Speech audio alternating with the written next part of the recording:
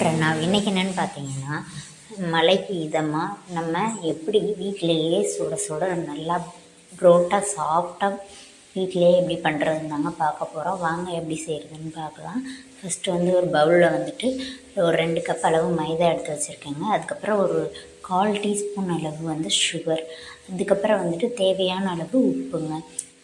Sugar வந்து optional தான், but sugar போட்டுக்கிட்டிங்கன்னா அது சாஃப்டாகவே இருக்காது, அது காஞ்சி போகாது.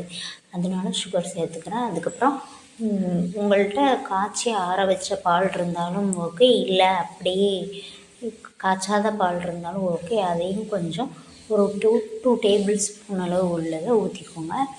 நல்லா மிக்ஸ் பண்ணிடுங்க. இப்போ நம்மளுக்கு வந்து அந்த கேப் இருக்கவே கூடாது. அந்தளவுக்கு மாவை நல்லா பிசைஞ்சு, நம்ம மாவை எந்த அளவுக்கு பிசைகிறோமோ அந்தளவுக்கு தான் பரோட்டாவும் சாஃப்டாக இருக்குங்க. சரிங்களா? நல்லா மிக்ஸ் பண்ணிவிட்டு பாருங்கள், நல்லா உங்களுக்கு தெரியுதுங்களா?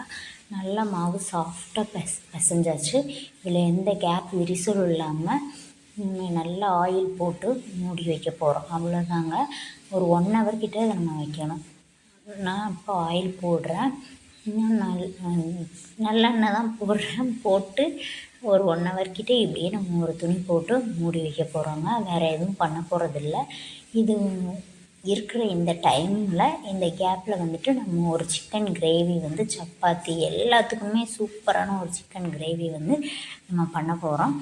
பரோட்டாவுக்கும் சாப்பிட்லாம், சப்பாத்திக்கும் சாப்பிட்லாம், சுட சுட சாதத்துக்கும் சாப்பிட்லாம். சும்மா டேஸ்ட்டு சூப்பராக இருக்குங்க. கண்டிப்பாக ட்ரை பண்ணி பாருங்கள்.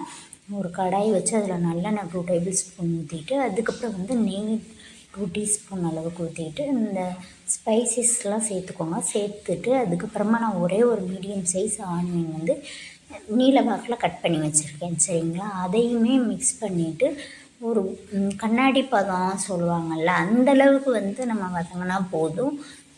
கோல்டன் ப்ரௌன் தான் வரணும் அப்படின்றது எதுவும் கிடையாதுங்க. அந்த கண்ணாடி பதம் வந்தாலே போதும். அதுக்கப்புறமா நம்ம இந்த தக்காளியை சேர்க்க போகிறோம். நான் தக்காளி வந்து எப்போவுமே நம்ம குருமாவுக்கு வந்து அதிகமாக சேர்க்கக்கூடாது, அது வந்து புளிப்புத்தன்மையை தான் கொடுக்கும். சரிங்களா? அதனால் நான் ஒரே ஒரு மீடியம் சைஸ் தக்காளியை, ரொம்ப சின்ன தக்காளியை கட் பண்ணி சேர்த்துருக்கேன். அதுக்கப்புறம் ஒரு கைப்பிடி அளவு கருவேப்பிலை, புதினா 2ஐயும் சேர்த்துருக்கேங்க. சேர்த்து நல்லா மிக்ஸ் பண்ணுங்க. ஒரே ஒரு மிளகாய் மட்டும் காரத்துக்காக போட்டிருக்கேன், பச்சை மிளகாய்.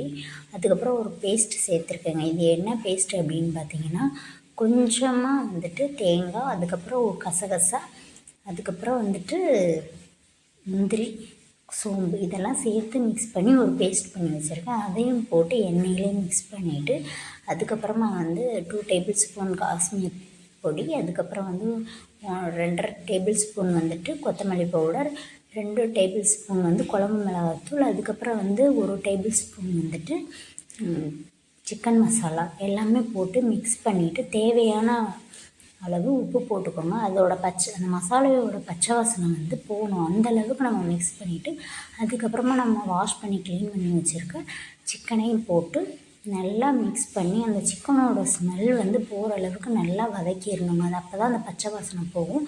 போட்டு குக்கரில் மூடி போட்டு வச்சுருங்க.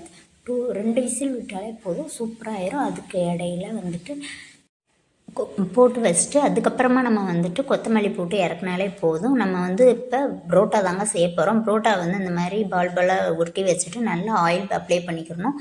நம்ம கிச்சன்லேயே ஒரு கார்னரில் இந்த மாதிரி ரெடி பண்ணிக்கிட்டால் போதும். புரோட்டா வந்து நல்லா எந்த அளவுக்கு நம்மளால் விரிக்க முடியுமோ விரிச்சிட்டு அதை சுற்றிக்கிறோம். நம்ம சுற்றிட்டு ஒரு சப்பாத்தி கல் வச்சு லைட்டாக பண்ணாலே போதும், தேய்ச்சாலே புரோட்டா அது சூப்பராக ரெடி ஆகிரும். அதை தோசைக்கல்லை நல்லா சூடு பண்ணிவிட்டு நம்ம போட்டு எடுக்கிறதாங்க. அவ்வளோதாங்க. சும்மா டேஸ்டியாக ரொம்ப சாஃப்டாக புரோட்டா ரெடி ஆகிடுச்சுங்க. வீடியோ பிடிச்சிருந்தா லைக் பண்ணுங்கள், சப்ஸ்கிரைப் பண்ணுங்கள், கமெண்ட் பண்ணுங்கள்.